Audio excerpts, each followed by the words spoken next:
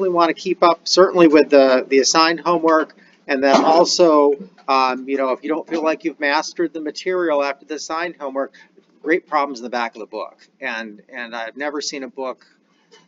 Maybe it's been too long since I've looked at Gen Chem books, but I haven't seen a book that did worked answers at the back as well as this one does. So they definitely they give you the answers for the odd problems and they work them. Let's talk about what we've got going on. We've got a quiz next Friday. We'll have a homework due on Monday.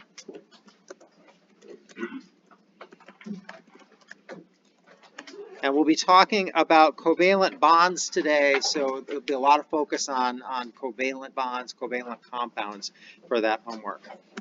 I think that's all we've got right now. Let's go ahead and continue. What I'm going to do is I want to talk about a couple things. So this had polyatomic ions on it. Said you needed to have those memorized, right? You may not have had those memorized, so hence the out of 12 or 12, but really graded out of 10. But let's talk about how we handle those in terms of writing formulas. So let's say I have, let's go ahead with magnesium. And we're going to go magnesium. We'll make it really complicated. We'll do bicarbonate.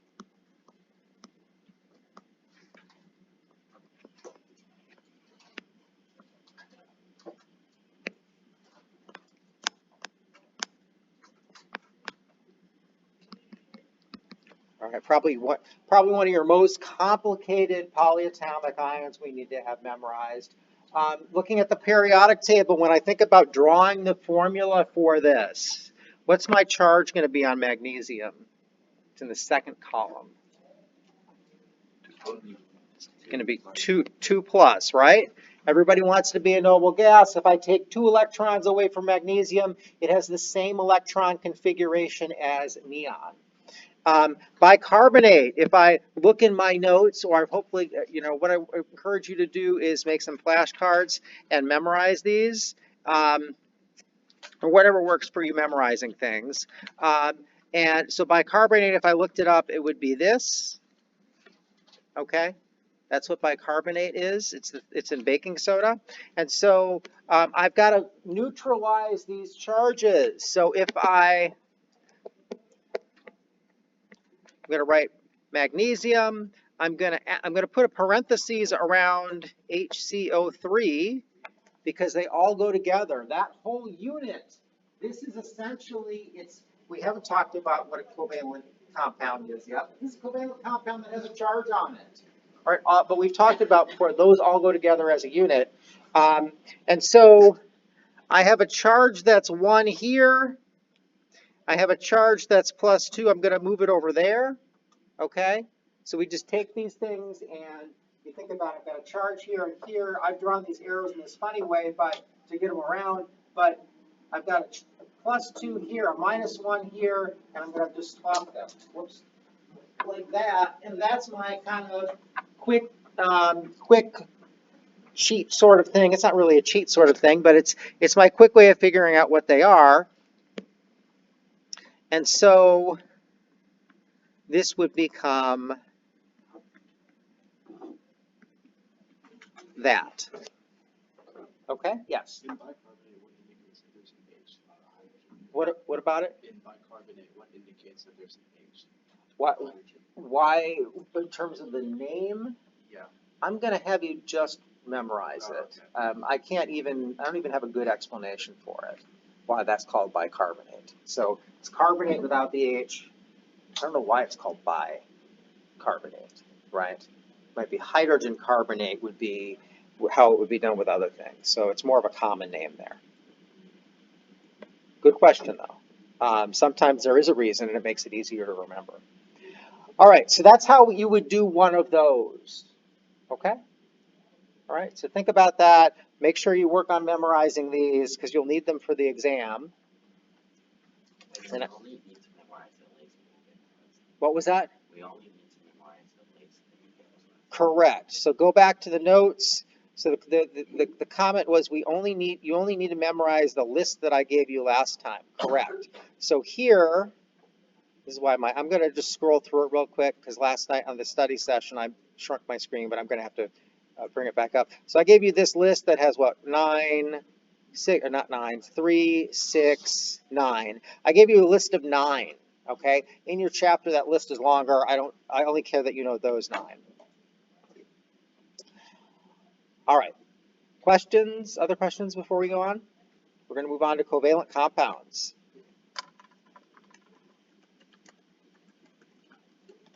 Or let's actually talk about covalent bonds, and then we'll talk about. Okay, so covalent bonds. We have this ionic bond, right, which is the attraction between what?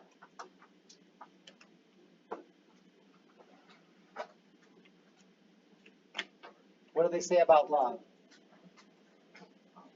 Opposites attract, right. This is the attraction between opposite charges.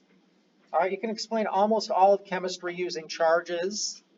But so for ionic bonds, it's an attraction between opposite and full charges, okay? But like with our compound right here, it could be the attraction between a +2 charge and 2 -1 charges, right? So they don't have to be the same charge in terms of when you do that. For covalent bonds, what goes on is in covalent bonds, electrons are shared. So 2 atoms, I'm going to put it out front here, in a covalent bond. And actually, no, I'm going to leave it like this, covalent bond, and then I'll do it over here.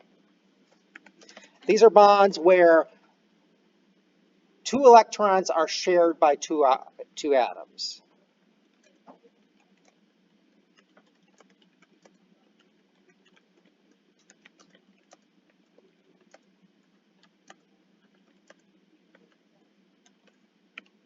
Okay, and I think for all of Gen Chem, I may have to correct myself later, we're going to have each atom is going to donate an electron to that bond.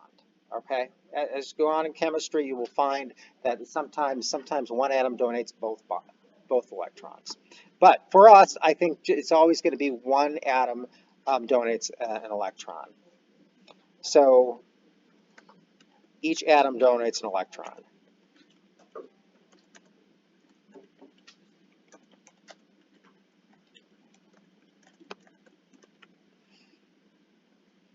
All right, why do atoms do this?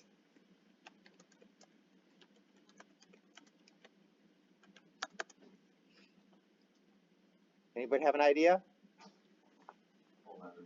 Yeah, they want to make a full outer shell. Everybody wants to be a noble gas, all right? So you don't actually get to be a noble gas this way, but it's kind of close. It's getting closer to being a noble gas. All right, so they do this to fill their outer shells.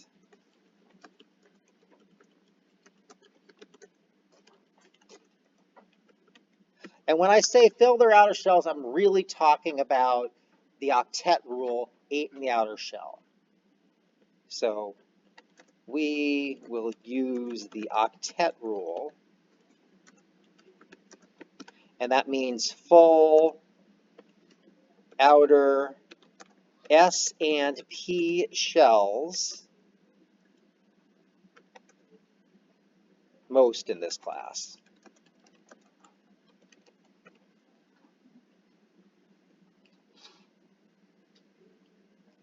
All right, so let's take an example of this. Let's go with water.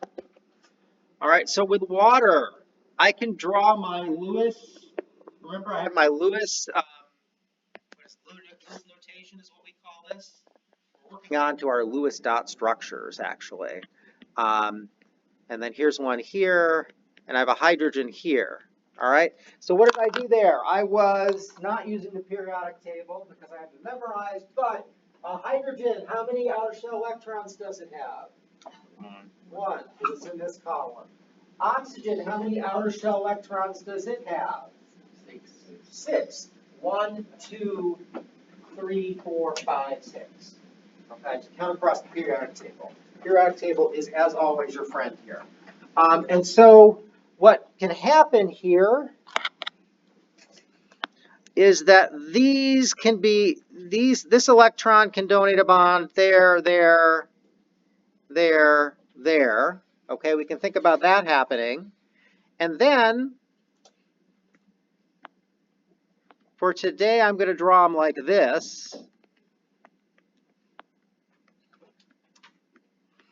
And then on Monday, I'm going to switch to drawing bonds like this, which you may have seen before.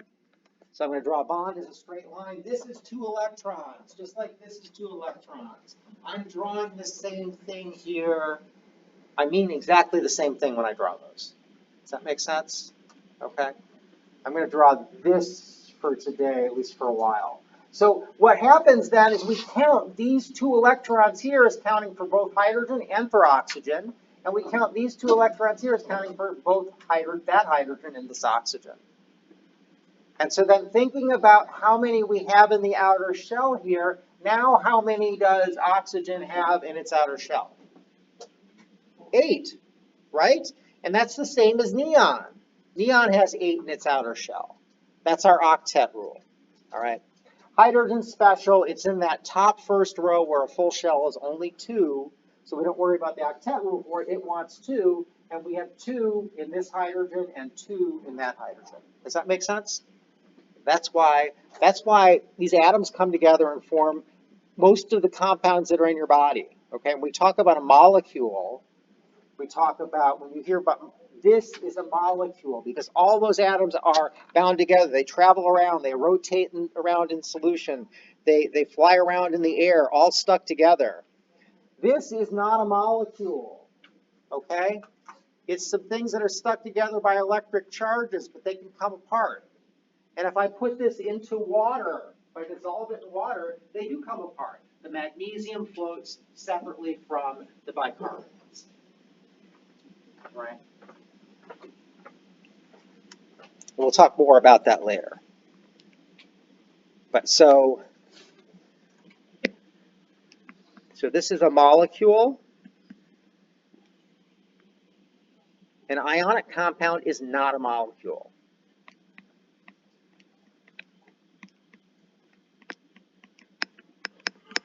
But like I said, we'll talk more about what happens to those ionic compounds in water later in the course.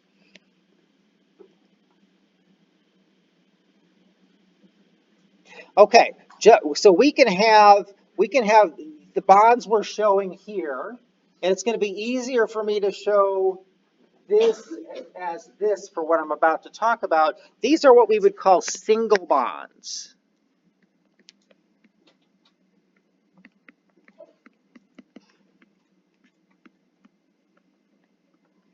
Okay, and we can actually have double bonds, and we can have triple bonds as well.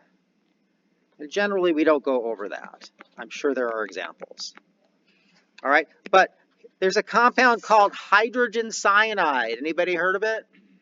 Okay, so what have you heard about it? Cyanide's bad, right, it kills you, okay? So cyanide is bad.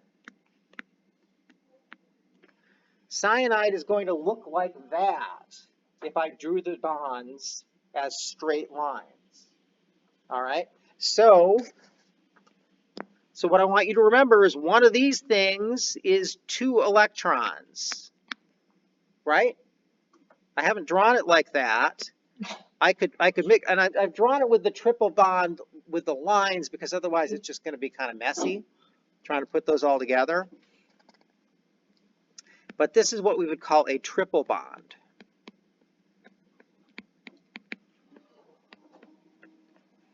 And why does this form like this? Why does carbon decide it's going to bond with these, it's going to share, right? Why is it sharing its electrons? Always takes energy to pull an electron off, right? So everybody kind of wants their electrons. Maybe they find out that they were better off with their electrons. Maybe it was a codependent relationship or something. But you get back. Sodium. You still take, even though sodium would be better off without its electron, it would be more stable, right? You still have to put energy in to take that electron off. So why are we going to share? What's the benefit? Yes. Right, it goes between the two atoms, and then I'm going to get a full outer shell here. So if each of these is 2, 2, 4, 6, 8 around the carbon, right? Around the nitrogen, 2, 4, 6, 8 around the nitrogen, full octet. 2 on the hydrogen, and that's a full shell for hydrogen, remember? Okay, you only have to worry about hydrogen. Helium doesn't bond with anything, right? Has a full outer shell, doesn't need anybody else. Questions? Okay, and then we can also have double bonds. A double bond would look like this. This is an example of, this is carbon dioxide. And what I'm drawing here are Lewis structures. We will learn how to draw these, not today, next lecture. But what it has is it has double bonds.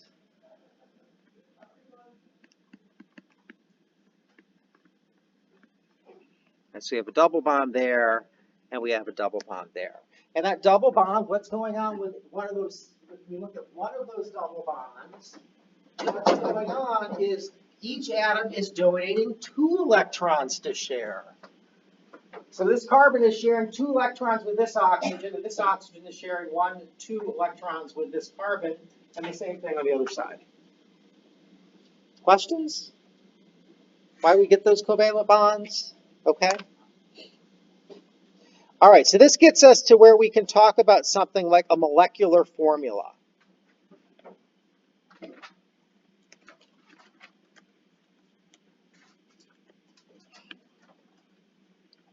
Okay, it's the formula of the molecule unit.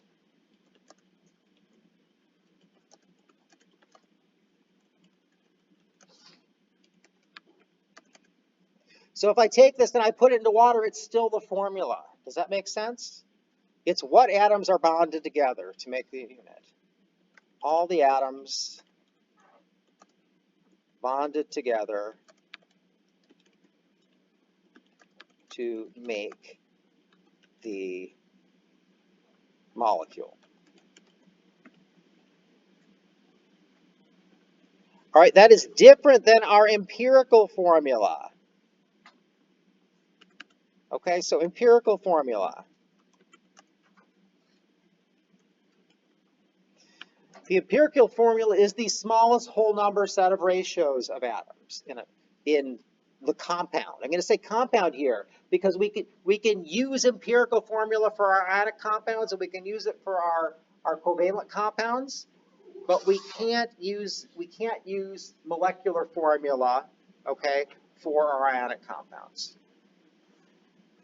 Because remember, if we go back to the picture from last lecture, if I look at sodium chloride, I can write sodium chloride, NaCl. It's not here. Where is it? Where is it? Where is it? There it is. Okay. I can write NaCl, but really it doesn't exist like that. If it's a crystal like in your table salt at your table, it looks like this. It's a whole bunch of sodiums and chlorides together in 1-to-1 ratios, which is why I write NaCl. Okay? But there's no such thing as an Na and a Cl that are hanging out, flying around on their own. Whereas, so this is the smallest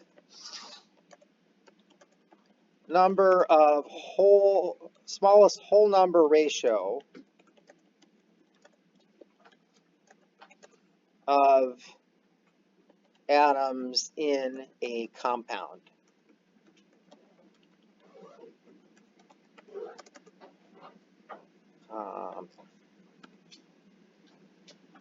There we go. Questions so far? I'm going to give an example. All right, so let's talk about molecular formula and empirical formula. Glucose. Do you ever hear about blood sugar? Not the same as the sugar that you eat, that's table sugar. Okay? Glucose is your blood sugar. It's actually the sugar that gets sent all around your body. Okay, so when you start working out, your liver starts releasing glucose into your blood to fuel your muscles. All right, and your liver is responsible for keeping your blood glucose at about, we haven't talked about concentrations. Let's say it's a concentrate. I'm going to call it millimolar, but but so at 5. Okay, let's say it keeps it at 5, or actually they use different units when they take your blood sugar. What is it? It's what was that? Milligrams per deciliter is what they use when they take your blood sugar. Okay, so it's it's just a different concentration. And what's normal, healthy, not diabetic? You know, since around 100. Okay, I run around 100, and I'm always told I'm like right on the edge of diabetes. So, but let's say around 100. Maybe I'm being told. Maybe I'm reading it incorrectly, but it's around 100. Your liver is responsible for keeping your blood sugar around 100, let's say. I'm willing to bet that at 50 you pass out. Is that okay? Okay. And then above that, you've got diabetes and you've got problems, right? So your liver's supposed to keep it in at about 100 or maybe a little bit lower than that. And if it lets it go too low, you pass out because you're not getting enough glucose to your brain, essentially. But anyway, glucose, back to molecular formula. Glucose has a molecular formula of C6H12O6. All right, that's a lot of atoms. I am not going to draw out the structure of that. Okay, I can draw the structure of it, but I would. All right, I'll draw the structure of that. I can't help it. Can't help myself. All right, so it's going to look like this.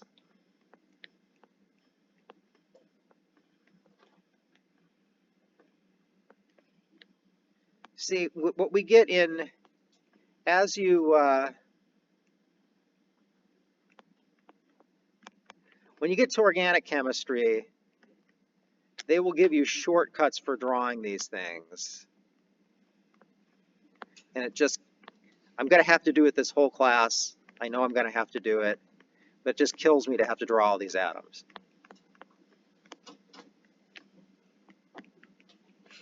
Okay, that's. Is the one with the H and OH connected, is that a C or no? This one? Yeah. That's a C. So these are all C's. You don't need to know this. You don't need to know this outside of that. What I'm saying when I say this is my molecular formula this is how many atoms. If you count these, you'll see that unless I've made a mistake, and I don't think I have, there are 6 carbons, there are 12 hydrogens, and there are 6 oxygens there. All right? So that is my molecular formula. All right? My empirical formula for glucose would be the smallest number of whole ratios. So what would it be? If that's my molecular formula, what's my empirical formula? Okay, what was that? CH2O, yes, perfect, that's great. I divide all those by 6 to get my smallest whole number set of ratios.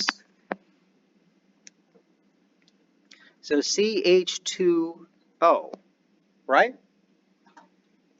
Glucose is a carbohydrate. The name comes from hydrates, hydrate is water, of carbon. Water, 1 water for every carbon. Okay? But this is my empirical formula. All right? So from everything I just said there, the whole point of that, I kind of got off on a sidetrack and told you a story that I thought was interesting, at least. But you need to get out of this what a molecular formula is, what an empirical formula is, and you need to be able to make an empirical formula from a molecular formula. You wouldn't be able to go the other way because you just wouldn't know. Yes? How do you go from that molecular formula to empirical? How do we go from that to that? We're trying to get the smallest whole number set of ratios. So what we'll do, let's do a practice one after this. But what if you look, if I divide by 6, this becomes 1, this becomes 2, that becomes 1. That's how we got that. Let me see if I can come up with another one. Well, actually, I can use the one from your book.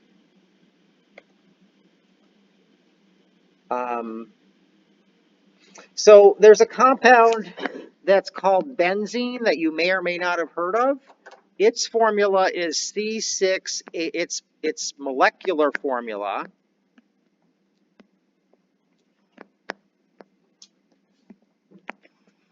is C6H6. This is benzene. Super famous compound in organic chemistry. So benzene, that's its molecular formula. What's its empirical formula? CH, exactly. Very good.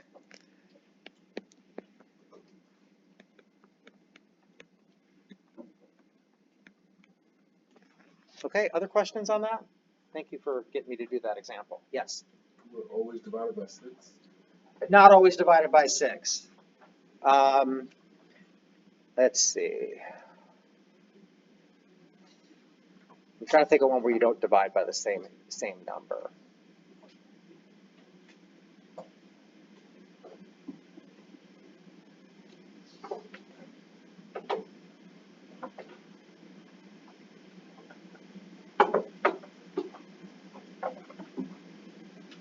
Yeah, sorry, my brain is failing me here in terms of not dividing by the same number. But peroxide, let's do peroxide. Well, you're going to always divide each one by the same number. You're not always going to come up with the same number for each one. Does that make sense?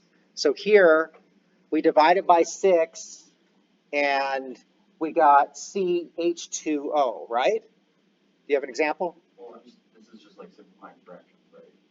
It's like simplifying fractions, yes. So peroxide, this is just the peroxide that you guys know about that you can buy in the store. Peroxide, that is its molecular formula. What's its empirical formula? HO. Okay?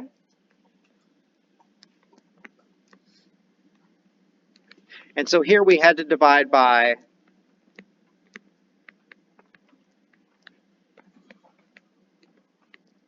Here we had to divide by 2, right? Instead of 6. Okay?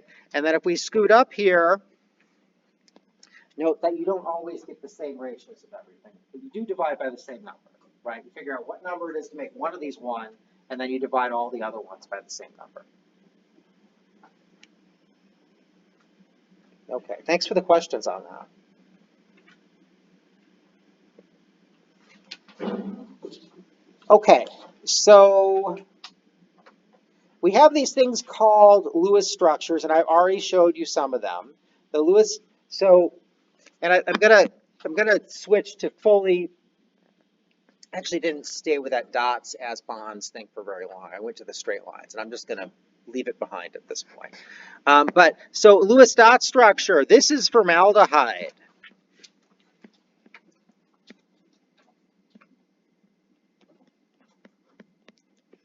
Okay, formaldehyde you may have heard of. It's used for embalming things. It's a huge industrial product.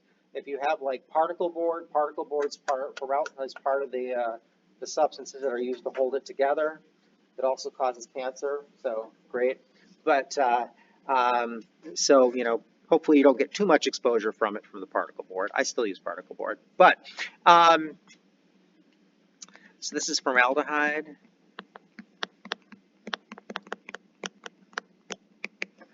All right, and so what we can do when we think about this is a Lewis structure, the thing I'm drawing here.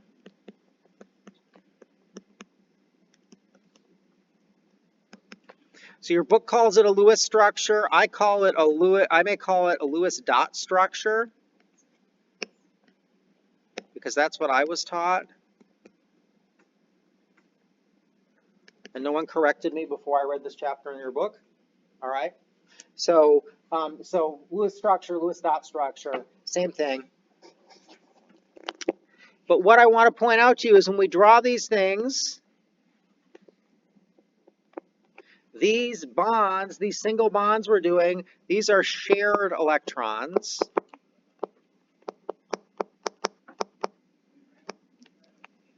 Okay, and then over here, I'll do this in gray.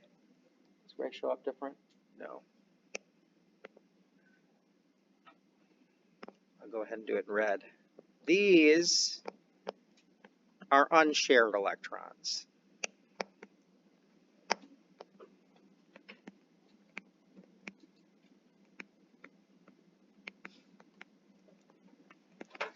All right, so these are unshared electrons. Oxygen keeps these to itself, and then oxygen is willing to share 2 more with the carbon, and the carbon shares 2 with the oxygen. And then once again, we're filling that octet. 2, 4, 6, 8 electrons around that oxygen. And the same thing for the carbon. And how many for the hydrogen? Each hydrogen? 2. 2, right. Hydrogen has a full shell at 2, it only gets 1 bond. Okay. Questions on what a Lewis structure is? I'm going to teach you, like I said, there'll be a method. There's like a full method for how to draw those, and we'll go over that next lecture.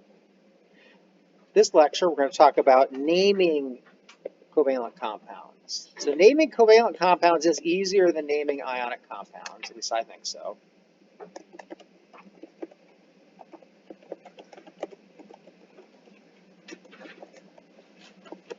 All right, so we have a series of prefixes that we use.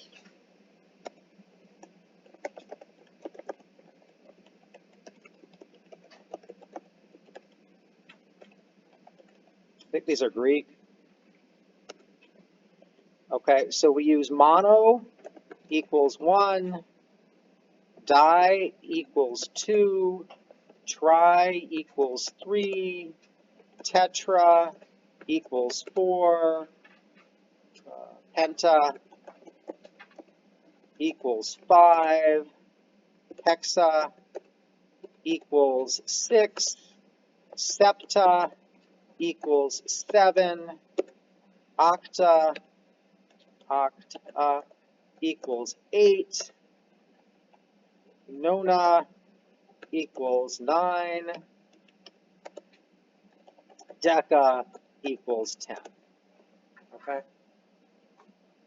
All right, these are the prefixes we're going to use, and so then we name compounds for the organic, or for the you need to memorize these 10 prefixes, and then you just put that in front of however many of the atom there is, unless it's the first one. All right, so let's talk about let's do a number of common compounds. So I'm going to do NO, and that equals nitrogen monoxide. So mono or mon, depending on what I've got, what goes with the ide I've got. So it would be, it's not mon-bromide, it'd be monobromide if we're talking about something that had a bunch of bromine in it. But nitrogen monoxide, I don't put the mono in front of the first one, but if it's 2 of them, I do put it there. Okay? Yes? So for peroxide, it would be dihydrogen dioxide. You could do dihydrogen dioxide for peroxide, yeah. So let's go ahead and do that. Dihydrogen dioxide. Okay, great example. I was trying in my head to think of, I didn't write down in my notes an example with 2 in front.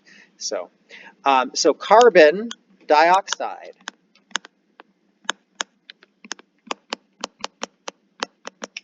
Carbon monoxide.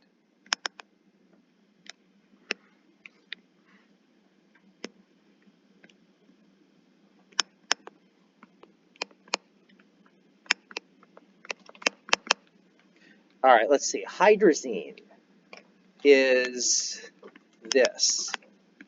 So maybe you've heard of hydrazine, it's rocket fuel, okay? But that's going to be dinitrogen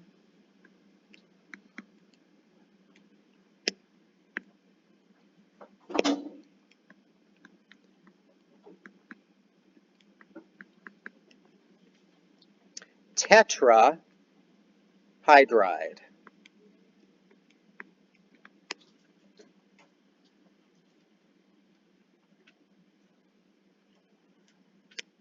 That's an example of how to name it. I'm going to be careful with that one because I didn't actually put hydrides on your list. When I think about, remember how we talked about naming atoms in the ionic section? We're naming the ions. We're still doing the ide, right? Like we did before. So don't worry about the hydride bit here. But this is an example of, okay, hydride. It's an example of how you would use the prefixes. Questions on how you use those prefixes? You want to practice that a little bit, and then you also want to recognize when you have an ionic compound and when you have a covalent compound, so because the systems are different, right, for naming them. The way you know this is covalent compounds are made up of nonmetals.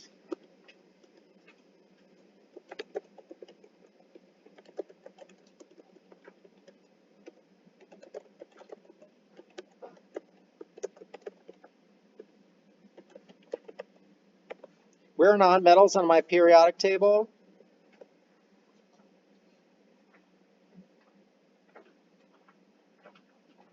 See the red line? On the periodic table you may have this line or not, but this red line, everything over here is a nonmetal, right? Okay. Some of the things on the line we call semi-metals. We kind of work our way up the top of the line here, but I wouldn't worry about that. Count the semi-metals and your non-metals for your covalent thinking. Okay. So if I could have silicon dioxide, okay, things like that. But those are my non-metals. So they made up of all metals. Ionic compounds have metals in them.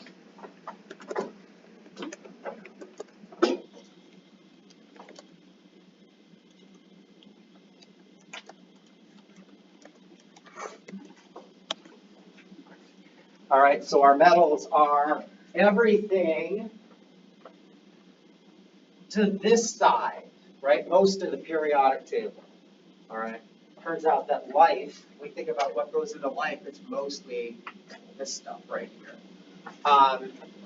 But so our ionic compounds, potassium chloride, sodium oxide, lithium, you'd have a metal involved in that. Iron oxide.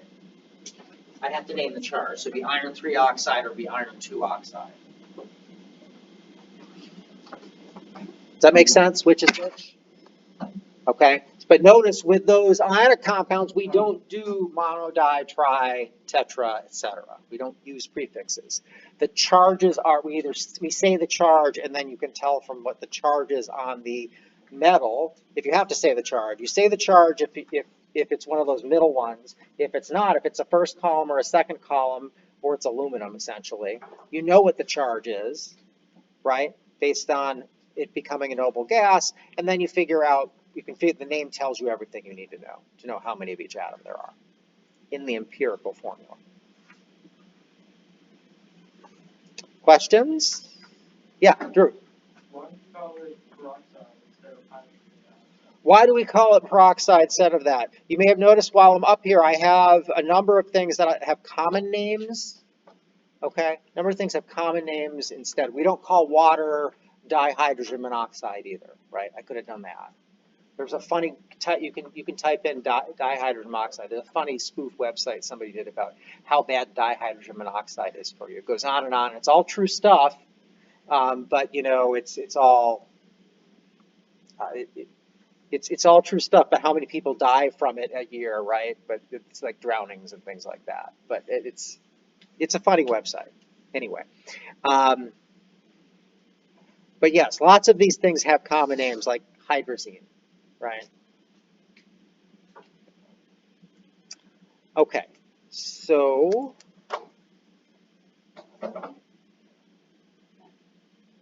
when you name these things, okay, and actually you'll notice that mostly when I write these things as well. Okay, so I violated this rule from your book actually with my dinitrogen tetrahydride. I sort of did. Depends on how you treat that hydrogen. All right, let's once again ignore, let's think I'm going to avoid giving you a hydride, so it won't be a problem. But when naming, you name them left to right across the periodic table. So when naming a covalent compound, name the atoms left to right across the periodic table. So that's the rule that's in your book. I'll go ahead. I use this sort of example so I could have another one where I had a number in front. I'm just going to cross that one out because it's now been doubly problematic, right, in terms of the rules we've got. But generally, I'm giving you the. I never even learned that rule. I'll tell you. It's just the way you. It's also the way you write them. So that's probably where it's coming from in my head. But if I had diphosphorus pentachloride, right? That's how I would name it. Okay. So always silicon dioxide, arsenic bromide. Okay.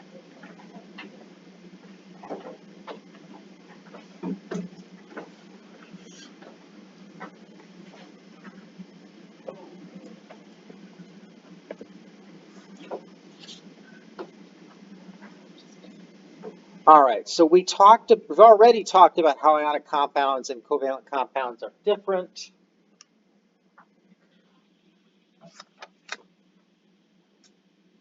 And so now I will talk about how ionic compounds and covalent compounds are different in water. So if we take that glucose, right? But let's take something simpler.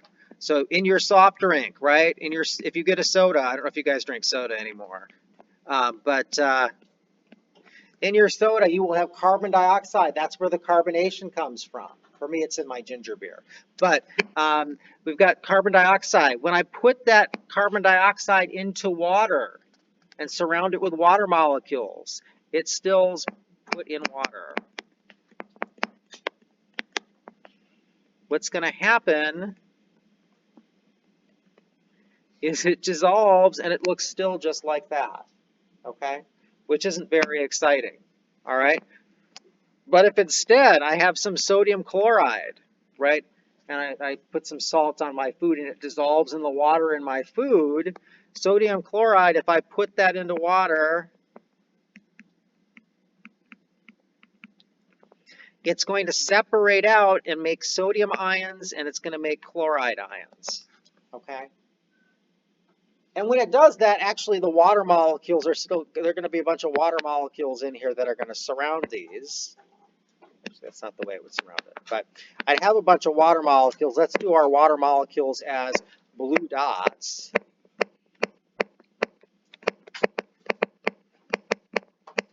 Like that. But in here, do you see how the compound all stays together? All the atoms stay connected just like they were before? Whereas that's a covalent compound. For our ionic compounds, they break apart into their separate ions when you put them in water. And that's really important in terms of their. You guys have a great weekend. If you have any questions, let me know. Feel free to email me.